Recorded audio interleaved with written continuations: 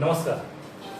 राष्ट्रीय स्वयंसेवक संघ झारखंड बौद्धिक विभाग की ओर से आयोजित व्याख्यानमाला में आज संत प्रवर कबीरदास जी की जन्म जयंती के अवसर पर विषय वर्तमान संदर्भ में कबीर की प्रासंगिकता को लेकर अपने बीच विश्व संवाद केंद्र झारखंड के फेसबुक लाइव के द्वारा हम सबों को जिनका पाथेय प्राप्त होगा वह है अपने उत्तर पूर्व क्षेत्र सेवा प्रमुख श्री अजय कुमार जी।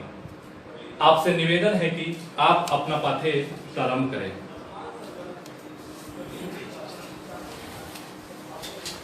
संस्कृति और प्राकृतिक संसाधन की दृष्टि से समृद्ध झारखंड की धरती से आप सबको नमस्कार करत है। आज 5 जून को एक महामानव जिसने समाज सुधार के लिए अपना कार्य किया, उनका आज अवतरण दिवस है। उनके चरणों में प्रणाम करता हूं। साथ ही आज राष्ट्रीय स्वयंसेवक संघ के द्वितीय सरसंघचालक परम पूज्य माधवराव सदाशिव गोलवलकर अर्थात गुरु जी की पुण्यतिथि है। इसके साथ ही आज पूरे विश्व में पर्यावरण दिवस के रूप में 5 जून को मनाया जाता है। आज पर्यावरण का क्या महत्व है? आज के वर्तमान परिदृश्य में कोरोना जैसा संकट और बीमारी के समय में पर्यावरण का महत्व सबको ध्यान में आ रहा है। हम सब इसके महत्व को समझें। ये पर्यावरण दिवस पर सबको शुभकामना है।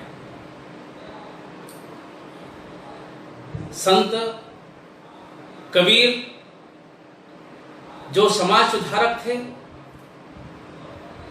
उनकी एक दोहा से मैं प्रारंभ करता हूं कि वर्तमान समय में 500 वर्ष पूर्व जितने उनकी वाणी की, उनके जीवन की प्रासंगिकता थी, आवश्यकता थी, उससे कहीं अधिक आज समझने की आवश्यकता, मुझे ऐसा लगता है। हम लोग बड़ा भयो तो क्या भयो, जैसे ताड़ खजूर, पंथी को छाया नहीं, फल लागे अति दूर। कबीरा फल लागे अति दूर। आज के संदर्भ में अगर ये देखा जाए तो कहते हैं कि बड़ा कौन है? जब आवश्यकता हो, समाज में विपदा हो, सहायता की आवश्यकता हो, मनुष्यता करहा रही हो, उस समय जो सहायता का हाथ बढ़ाता है वही बड़ा आदमी है। महामारी और आपदा बताकर नहीं आती है। हम सबको मालूम है, लॉकडाउन प्रारंभ हो गया, जो जहां थे वहीं ठहर गए, जिंदगी ठहर गई। जो रोज कमाते थे, रोज खाते थे, उनके सामने बहुत बड़ी समस्या खड़ी हो गई।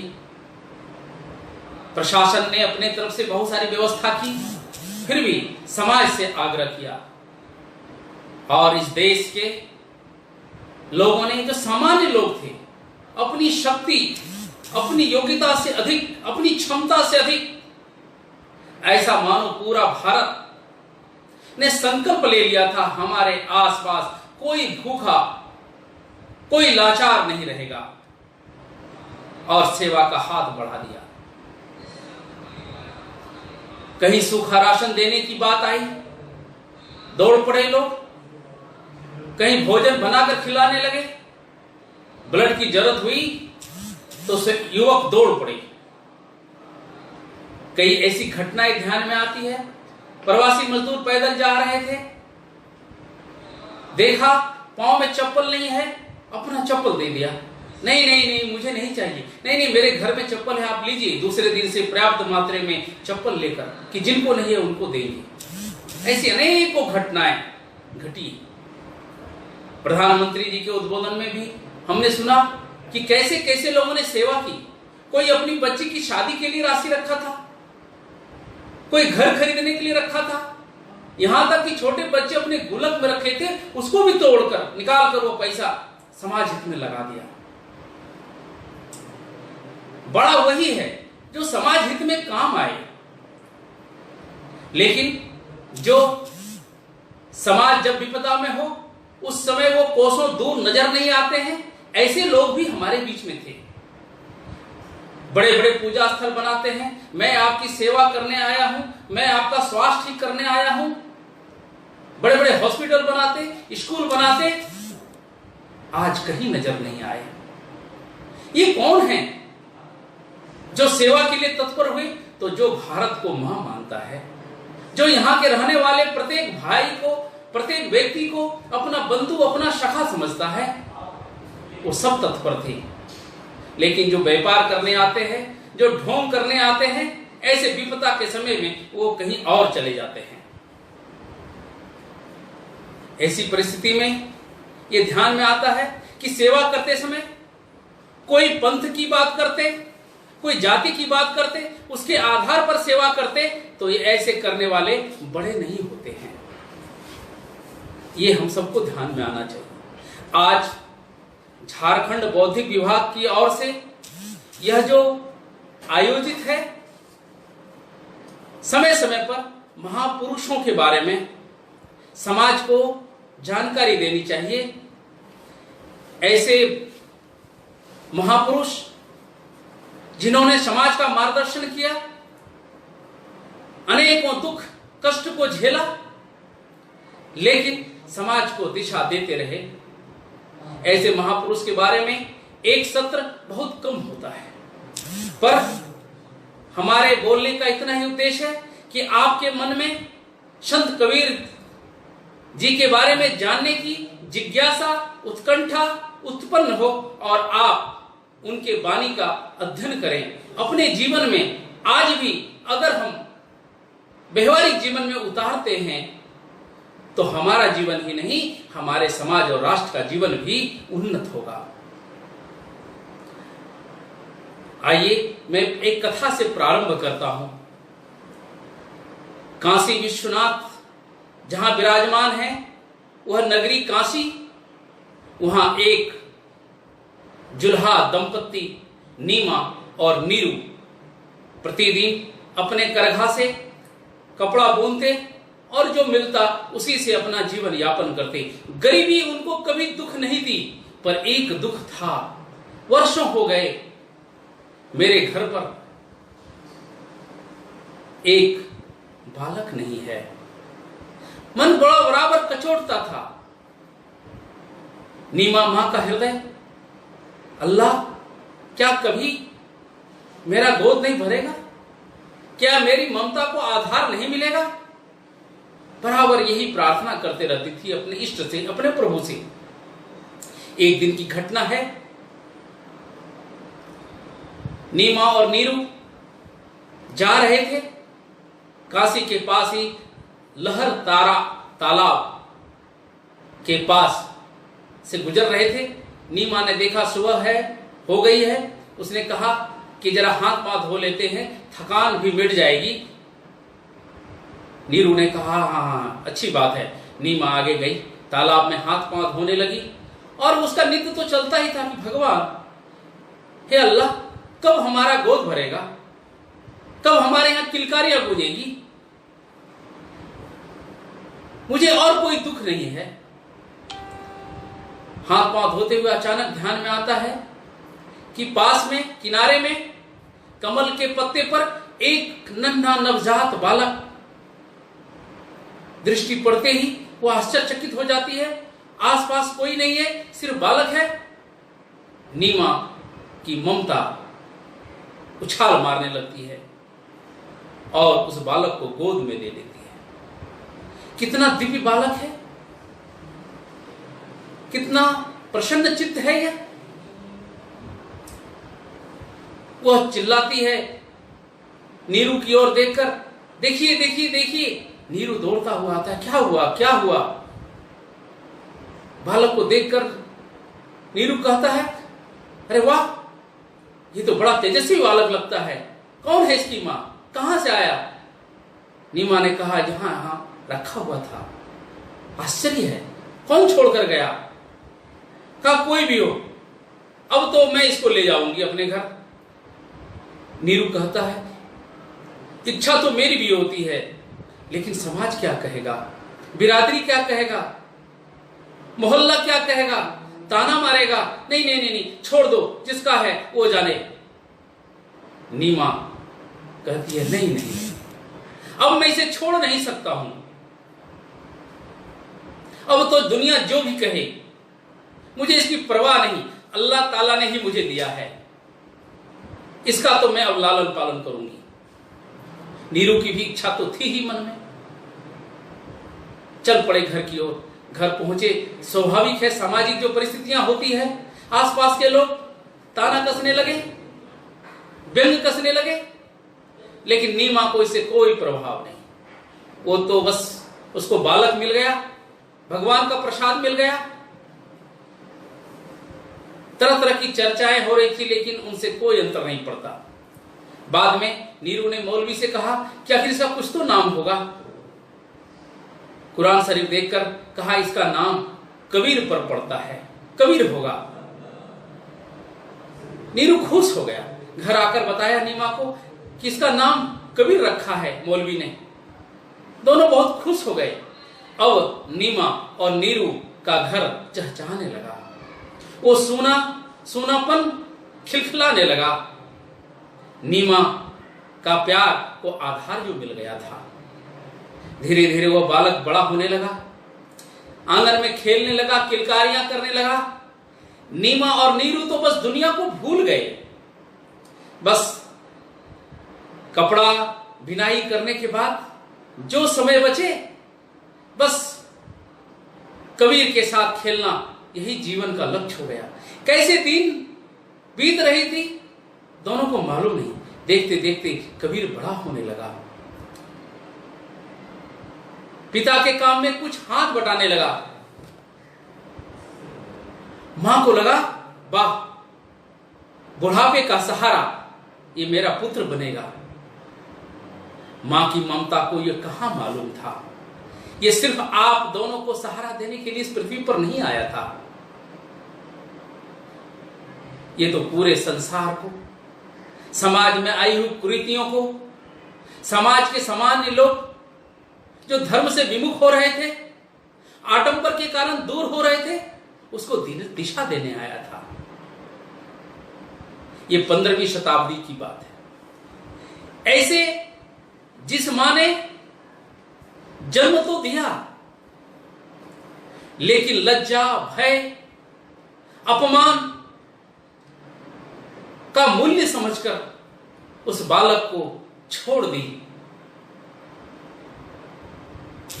और दूसरी तरफ पालनहार मां दुनिया कुछ भी कहे उसको अपना लिया।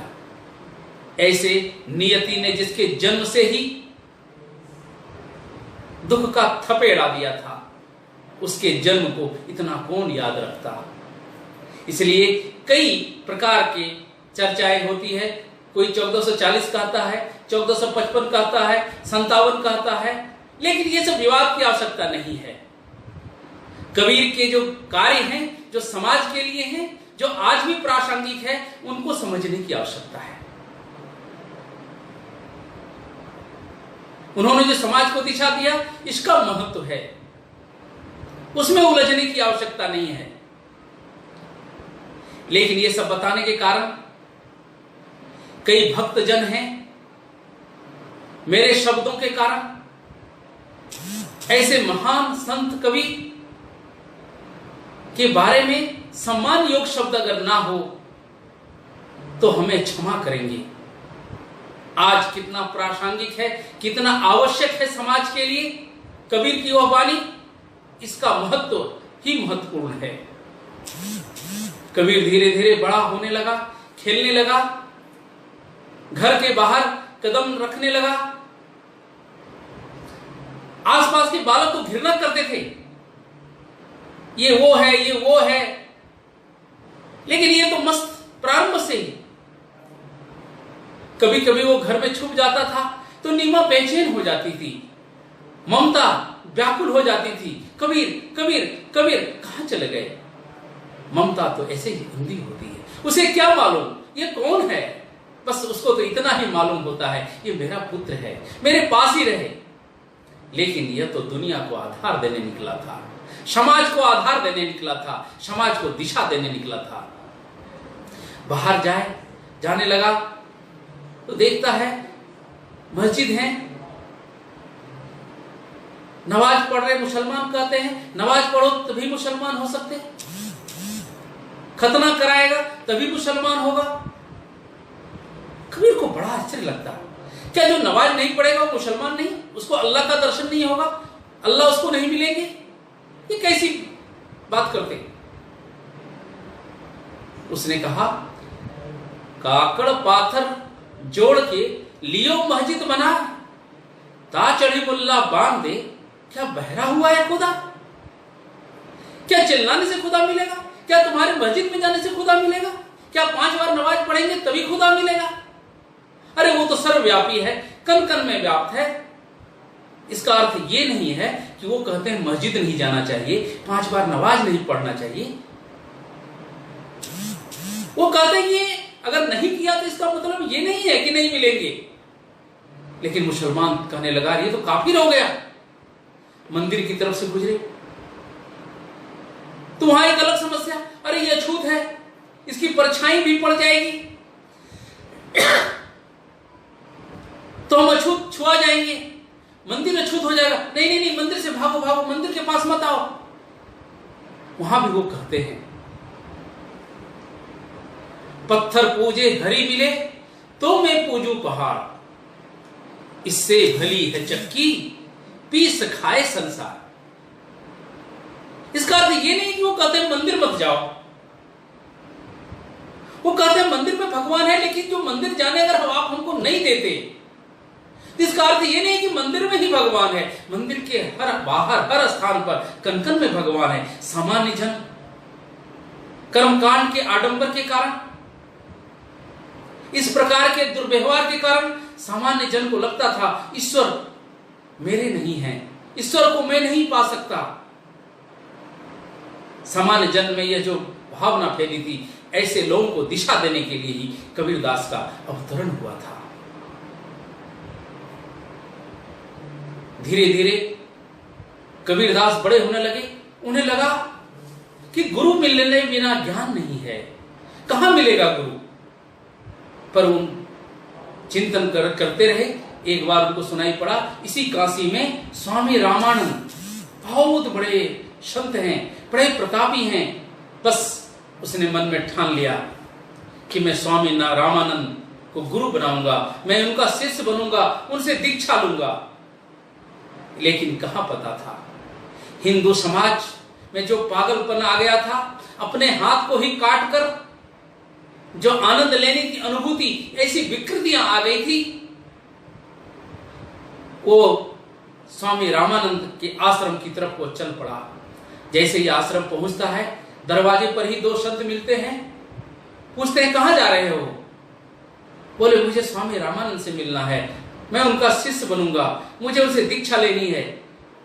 दोनों कहते हटो हटो यहां से, नीच जाति के हो, हमारे गुरु ऐसे नीच जाति को दीक्षा नहीं देते हैं, खबरदार जो इधर आया तुम्हारी छाया से लोग अछूत हो जाते हैं, हटो यहां से। कबीरदास वहां से उल्टे पांव वापस आते हैं। लेकिन समाज की जो कमियां होती है, जो महापुरुष होते हैं, वो कमियों को लेकर धरना नहीं देते, सेना नहीं बनाते, हिंदू समाज को या समाज को तोड़ने के लिए कोई कार्य नहीं करते, देश तोड़ने का कार्य नहीं करते। लेकिन आज हम देखते हैं हिंदू समाज में जो छोटी मोटी कमियां हैं, उसको लेकर आंदोलन करने वाले नेता खड़े हो जाते हैं, देशद्रोही कार्य करने लगते हैं। जो नेता बनते हैं उसने तो कभी समाज की कुरीतियों का सामना नहीं किया, लेकिन उसका सहारा लेकर देशद्रोह का कार्य अवश्य करते हैं, इसलिए वो देशद्रोही हैं। लेकिन जो महापुरुष होते हैं, ऐसी कमियों को देखकर वो रोते नहीं हैं, वो चिल्लाते नहीं हैं, वो समाज में विध्वंस नहीं करते हैं, वो चिंतन करते हैं कि जो समाज इतना सब प्रकार से समृद्ध है, इस बीमारी को ठीक होना चाहिए। वो बाद में पता करते हैं तो पता चलता है कि 4 बजे सुबह में ही प्रतिदिन निश्चित घाट पर स्वामी रामानंद जी स्नान करने के लिए अकेले जाते हैं। बस फिर क्या था, कबीर को दिशा मिल गया। वो सीढ़ी पर जाकर सो गया जिधर से स्वामी रामानंद जी आने वाले थे। स्वामी रामानंद जी आ रहे थे, अचानक उनका चरण कबीर के माथे पर लग गया। उसने कहा, राम कहो, राम कहो। कौन हो भाई इस अंधेरे में? कबीर तो जगा ही था, वो तो सिर्फ इंतजार कर रहा था अपने गुरु का।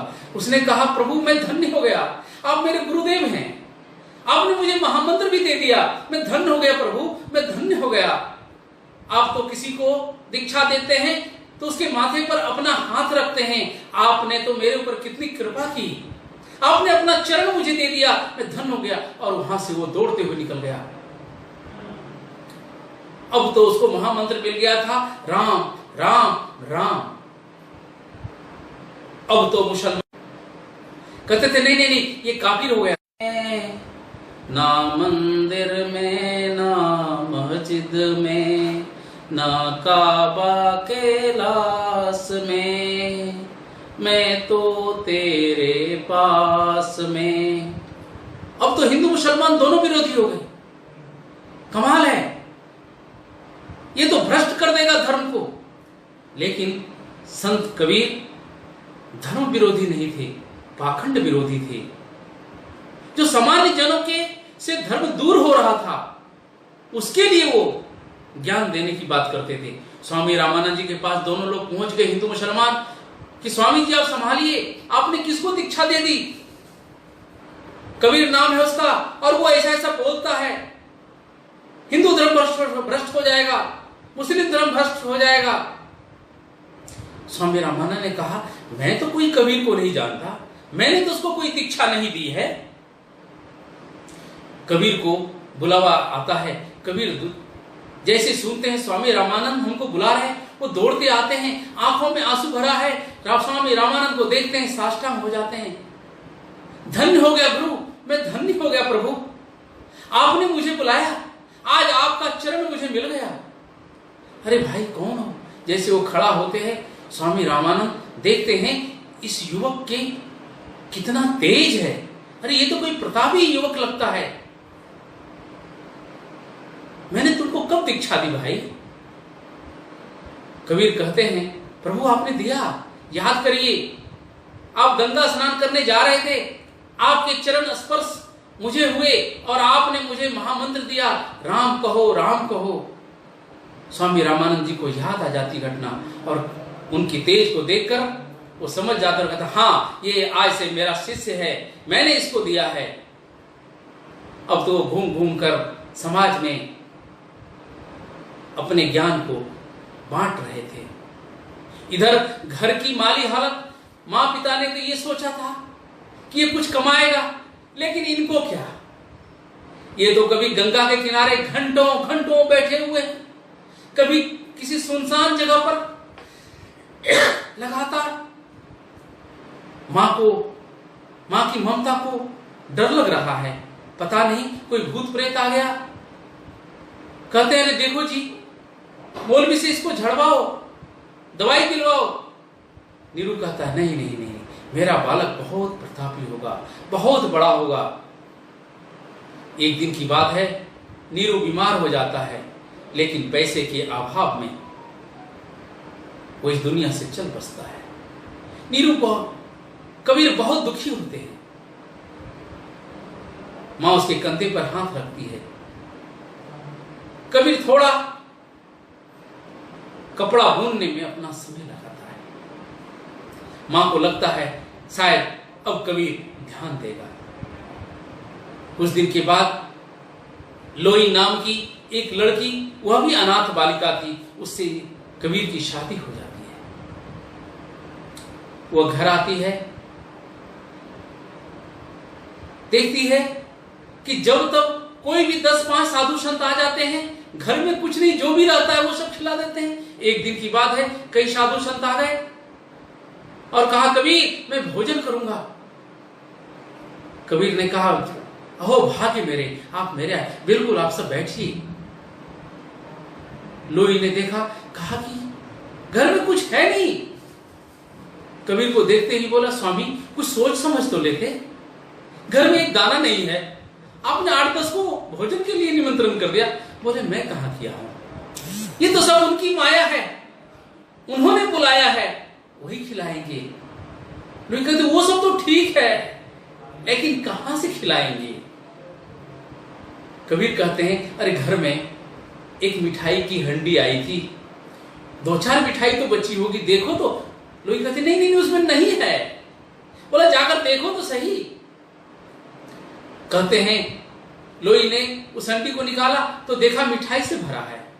फिर भी उसने सोचा इतनी मिठाई से तो 8-10 लोगों की पेट नहीं भरेगी। उसने सबको देना प्रारंभ किया। आश्चर्य की बात, वो हंडी खाली नहीं हुई, सब लोग भरपेट भोजन किए। तो जिनको बचाने वाला राम, उसको परीक्षा कौन ले सकता है। उसके पीछे तो प्रारंभ से, जीवन के प्रारंभ से ही साक्षात ईश्वर खड़े हैं। ऐसे कबीर का जीवन बीतने लगा। कई ऐसी और कथाएं हैं, आप सब उसका अध्ययन करिए।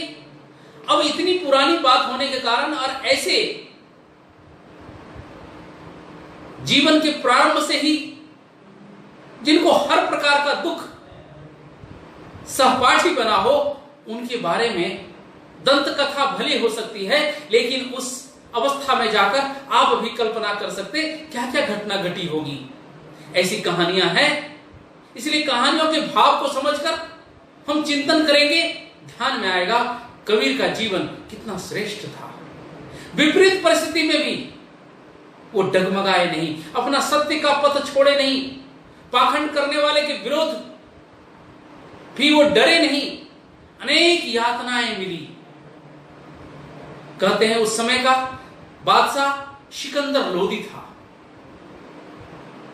सिकंदर लोदी के पास हिंदू मुसलमान पहुंच गए और कहा महाराज बादशाह आप ही बचा सकते हैं, एक पागल कबीर नाम है और वो हिंदू धर्म भ्रष्ट कर देगा, मुस्लिम धर्म भ्रष्ट कर देगा, दुनिया से धर्म समाप्त हो जाएगा।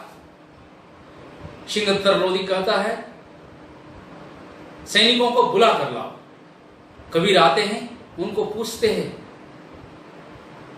क्या इन लोगों ने सत्य कहा, तुम किसको मानते हो, किस जात के हो, किस धर्म के हो। कबीर कहते हैं जाति न पूछो साधु की, पूछ लीजिए ज्ञान, मोल करो तलवार का, म्यान रहन दो म्यान। कितनी बड़ी बात। आज भी इसकी प्रासंगिकता है या नहीं है। आज भी हम क्या कर रहे हैं म्यान को बचाने के लिए, म्यान रूपी आडंबर को ही हम धर्म मान लिए हैं। वो कहते हैं जाति से कोई छोटा बड़ा नहीं होता, जाति का क्या मूल्य है। अरे मोल तो तलवार का है। लोदी कहता है ये सचमुच में बड़ा ही काफिर है, इसे तो सजा मिलनी चाहिए, कोड़ों की सजा मिलनी चाहिए। सैनिकों को कहते हैं कोड़ा बरसाया जाता है, वो राम राम राम। लोदी का मन नहीं भरता। हिंदू मुसलमान जो गए थे बोलने के लिए बड़े खुश हैं, सजा मिल रही है इस काफिर को,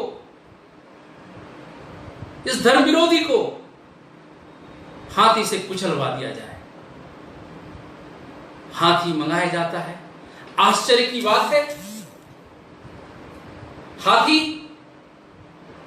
आता तो तेजी से, लेकिन जब कबीर के पास पहुंचते हैं वो रुक जाता है, ठहर जाता है, फिर कबीर के चारों तरफ चक्कर लगाकर वापस चला जाता है। सबको आश्चर्य। जंजीर में बांधकर गंगा नदी में फेंक दिया जाता है, लेकिन कुछ पल के बाद फिर कबीर आ जाते हैं। फिर भी जो पाखंड में डूबे लोग हैं, मूर्ख हैं, वो इन आंखों से देख नहीं पा रहे थे। लेकिन धीरे धीरे कबीर के हिंदू हो मुसलमान हो अनेक भक्त होने लगे। ऐसी अनेक कहानियां हैं। कुछ दोहे मैं आपको आप सब भी जानते हैं, उसको मैं बताता हूं। सामान्य मनुष्य आज दुखी है, आज दूसरे की बुराई करके ही अपने को श्रेष्ठ सिद्ध करना चाहता है। अपनी योग्यता के आधार पर, अपनी नम्रता के आधार पर, अपनी विनम्रता के आधार पर अपना स्थान बनाए, यह सोचना उसके बस में नहीं दिखता है। उन्होंने कहा, बुरा जो देखन में चला, बुरा न मिलिया को, जो दिल खोजा आपनो, मुझसा बुरा न को कबीरा, मुझसा बुरा न को। अगर मनुष्य, प्रत्येक व्यक्ति इस प्रकार का विचार करने लगे, क्या यह वाणी आज हम सबके लिए आवश्यक नहीं है? उसी प्रकार का आज हम इतनी पुस्तकें पढ़ते हैं, इतनी मंदिर, इतने बड़े बड़े धर्मस्थल बनाए हैं, वो आवश्यक है। उन्होंने जब एक बार स्वामी रामानंद से पूछा कि प्रभु, क्या मूर्ति पूजा करना आवश्यक है? उन्होंने कहा कि जो उस परम पिता परमात्मा के पास एक स्तर तक पहुंच जाता है, फिर मूर्ति पूजा, आडंबर पूजा पाठ की कोई आवश्यकता, लेकिन प्रारंभ में सामान्य मनुष्य के लिए यह उसके सहायक है। मूर्ति पूजा, मंदिर, मस्जिद, कर्मकांड, ये सहायक हैं। उन्होंने इसका विरोध नहीं किया, लेकिन जैसे हर महापुरुष का होता है, वैसे ही संत कबीर का भी हुआ। एक नया पंथ प्रारंभ हो गया। अब उनके अनुयायी ये मूर्ति पूजा के विरोधी थे। ऐसा नहीं था। वो कहते थे मंदिर में तो भगवान है, लेकिन जो मंदिर नहीं जा सकता, मंदिर उसको नहीं जाने देते, तो मंदिर, भगवान तो हर जगह है। उसको क्या क्या ठीक करना चाहिए, वो महत्व की बात है। कहते थे, जिसने प्रेम पढ़ लिया, प्रेम का गति समझ लिया, वो धर्म को समझ लिया। समझिए, उन्होंने कहा, पोथी पढ़ी पढ़ी जग मुआ, पंडित भयानको, ढाई आखर प्रेम का, पढ़े सो पंडित हो कबीरा, पढ़े सो पंडित हो। बस प्रेम अगर समझ लिया, निस्वार्थ प्रेम, तो आप समझिए आपका जीवन उन्नत हो जाएगा। फिर हमको मित्र कैसा बनाना चाहिए, किनको अपने साथ रखना चाहिए। आज तो चाटुकार को हम रखना चाहते हैं, जो हमारे गीत गाता है, हमारे गलत को भी समर्थन करता है, हमको अच्छा लगता है। आपका जीवन उन्नत नहीं हो सकता। वो कहते हैं, साधु ऐसा चाहिए जैसा सूप सुभार, सार सार को गही रहे, धोया दे उड़ा कबीरा, धोया दे उड़ा। ऐसे मित्र हमको बनाने चाहिए, जो समय समय पर हमको मार्गदर्शन करे, हमारे गलती पर भी गीत ना गाए। फिर हम अपने योग्यता से, अपने परिश्रम से, ईश्वर की कृपा से बड़े हो जाते हैं, तो अहंकार भी आ जाता है। उसके लिए भी उन्होंने कहा, मनुष्य को घमंड नहीं करना चाहिए, किसी को छोटा बड़ा नहीं समझना चाहिए, सब बराबर हैं। वो कहते थे, सब तो मां के पेट से ही जन्म लेते, ये तो पृथ्वी पर आने के बाद आप अलग अलग करते, कोई छोटा बड़ा कैसे हो जाता। वो कहते हैं, तिनका कबहु न नींदिए जो पातर हो, कबहु उड़ी आँखन पड़े, तो पीर घनेरी हो कबीरा, पीर घनेरी हो। कभी किसी को छोटा नहीं समझना चाहिए, किसी को बेकार नहीं समझना चाहिए। उसी तरह कहते हैं, माटी कहे कुम्हार से, तू क्या रोंदे मोह, एक दिन ऐसा आएगा, मैं रोंदूंगी तो है कबीरा, मैं रोंदूंगी तो है। अच्छा काम करने के लिए भी धैर्य की आवश्यकता होती है। अभी कोरोना के संकट काल में 60 दिन का से भी अधिक का जो लॉकडाउन का आह्वान हुआ था, हम सब ने संयम से, धैर्य से, अनुशासन से पालन किया है। लॉकडाउन समाप्त हो गया, लेकिन कोरोना का संकट अभी समाप्त नहीं हो गया है। जैसे प्रधानमंत्री जी ने कहा, आत्मनिर्भर भारत होना चाहिए। हर राज्य के मुख्यमंत्री कह रहे हैं अपने ही गांव में रोजगार मिलेगा, भारत आत्मनिर्भर होगा, किसी को बाहर जाने की आवश्यकता नहीं। तो यह जो लॉकडाउन समाप्त हुआ है, ऐसा मानता हूं, आप हम सब मानते हैं, ये ठीक नहीं है। अभी कोरोना संकट टल नहीं गया है। स्वविवेकी भारत, यानी हमारे अपने स्वविवेक को जागृत करना पड़ेगा। जीवन यापन के लिए हमें काम करना है, सावधानी पूर्वक करना है, जो बताया है वो करना होगा।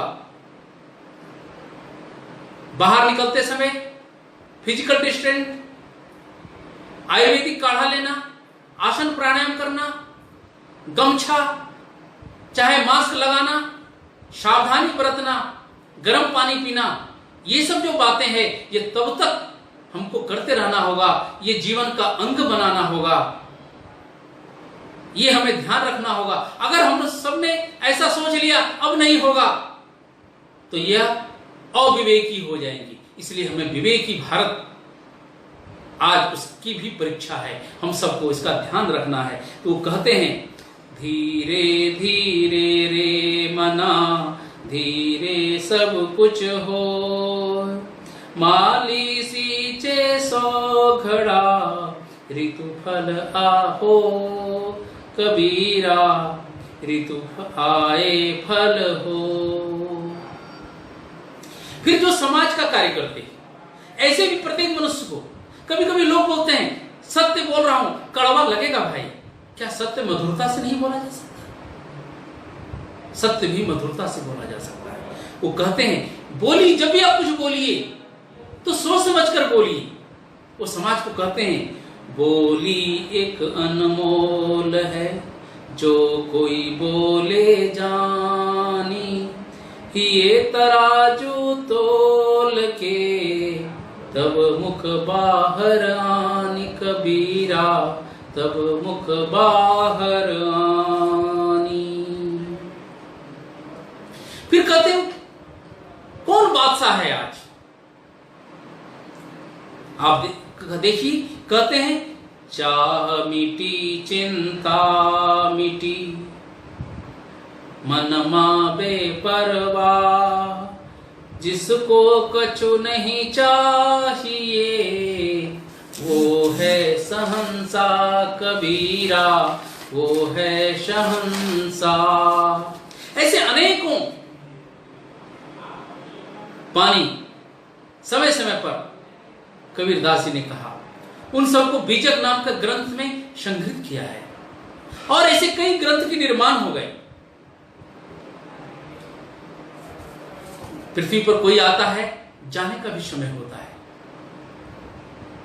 वो कई बार कहते हैं, कबीरा खड़ा बाजार में, लिया लकुटिया, जो घर जारो आपने, चलो हमारे साथ कबीरा, चलो हमारे साथ। यानी अहंकार, द्वेष, घृणा, ईर्ष्या, भेदभाव, छुआछूत, ये सब समाप्त करने के बाद ही उस परम पिता परमात्मा के आप अधिकारी हो सकते हैं।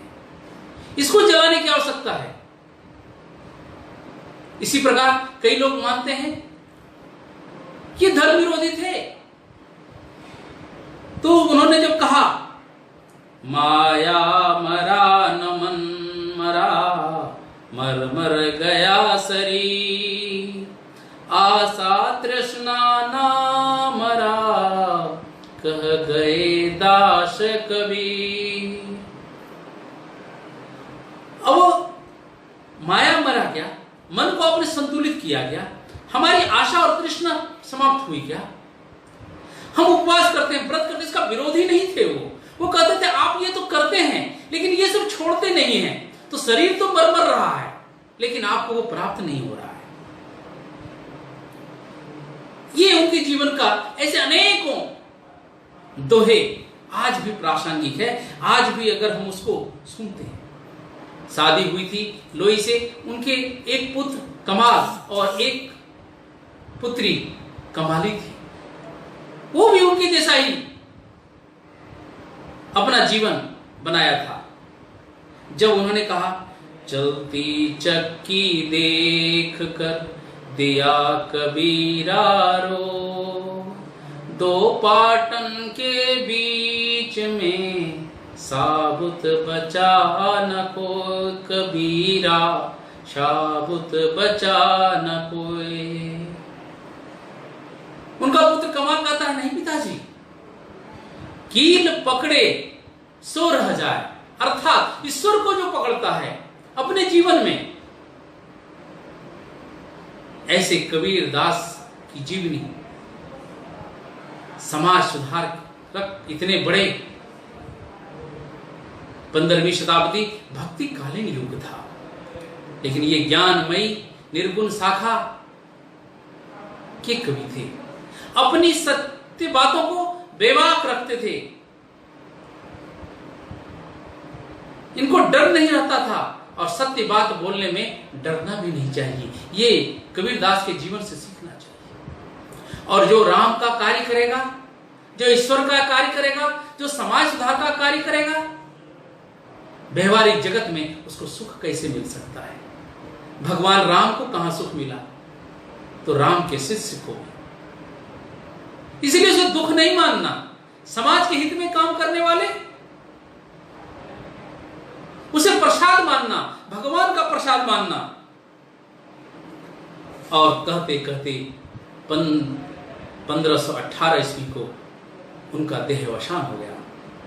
मनमाला गो मेरे यार फकीरी में, मनमाला गो यार फकीरी में, जो सुख पायो राम नाम में, हो जो सुख पायो राम नाम में, वो सुख ना अमीरी में, मेरा मनमाला गो यार फकीरी में। मोको कहाँ ढूंढे रे बंदे, मैं तो तेरे पास में। अब उनका देहांत हो गया। अब उनके भक्त हिंदू थे, मुसलमान थे। अब फिर लड़ाई शुरू हो गई। मुसलमान कह रहा है मैं उसे दफनाऊंगा, हिंदू कह रहा है उसे मैं जलाऊंगा। अब लड़ाई छिड़ गई। अब इस लड़ाई के बीच में अचानक फूल की सुगंध आने लगती है। कहते हैं जैसे ही कपड़ा हटाते हैं तो शरीर नहीं, वहां सुगंधित फूल बड़ी संख्या में दिखता है। बस दोनों लोग उसे बांट लेते हैं और अपनी अपनी प्रथा के अनुसार कार्य करते हैं। और कबीर इस प्रकार हम सबके बीच में अपने वाणी के माध्यम से व्यवहारिक जगत में कितना आवश्यक है, छोटी छोटी बातों का चिंतन करना, अध्ययन करना, आज भी कितनी आवश्यकता है उनके ज्ञान का। हम सब अध्ययन करें, अपना जीवन और अपने समाज का जीवन उन्नत करें। इतना ही कहकर मैं अपनी वाणी को विराम देता हूं। सबको नमस्कार।